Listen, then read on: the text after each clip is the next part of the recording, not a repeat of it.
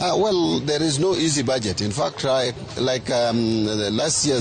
this year's budget is even informed by a number of challenges, one of which is the external shock that we are facing. You know, now we have a war in the Middle East, and that war is completely disrupting the world economy. And so we are preparing this budget in the backdrop of a major external shock, what is close to be called world war.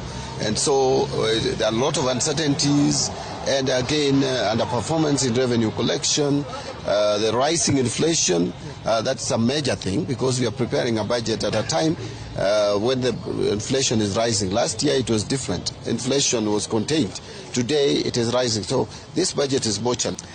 Not really. There are no surprises for Kenyans. You know, the constitution we have today is robust, and it changed the way things are being done. Yeah. In terms of public participation and public knowledge. Today is not maybe in the 90s or early 2000 up to 2010. Yeah. The budget estimates the revenue raising measures are with the public from 30th of April to date.